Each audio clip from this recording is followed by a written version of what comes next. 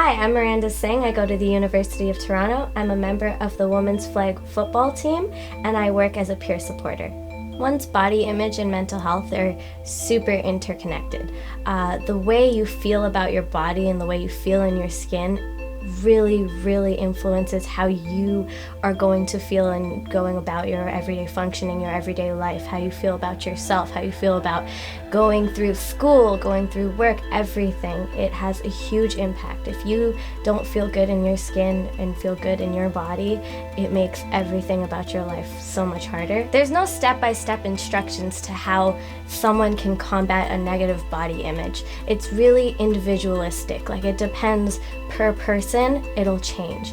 For someone that's really outgoing and a very big extrovert and very conscientious, for those type of people, they might improve their body image by possibly going out more and talking about it with their friends. But for someone who's more introverted, for someone that isn't so great with talking about their feelings, they might want to go to a loved one or someone that's not so intimidating. The media plays a huge role in how body types are presented to especially the younger population, and our generation, and our generation too, because we grew up with technology, we grew up with media bombarding us everywhere, whether that be from music videos, movies, actors, models. That's all we see. Even posters from Dove.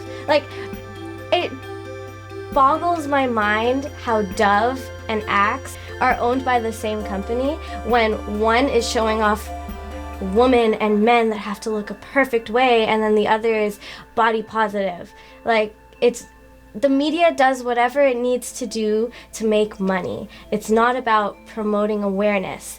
And so that's where we come in and things like this come in, so that people are aware that, it's okay if you look a certain way. And it's super normal to look not the way everything on TV looks like or everything on the advertisements look like. I have 100% struggled with my body image, especially growing up with two older brothers in a family who has more meat on their bones, and I did not until I was 21, I have always been under 100 pounds, no matter what I've done, whether I've eaten, I have tried to intake as much calories as possible. I was drinking 2 protein shakes a day. I was doing everything possible to gain weight, and I couldn't, and my family would make fun of me, past relatives, football teams. Well, when I'd go to tryouts for whether it's volleyball, football, field hockey, whatever it may be, people would look at me and they're thinking, oh my God, she is so tiny. Men are definitely not as open,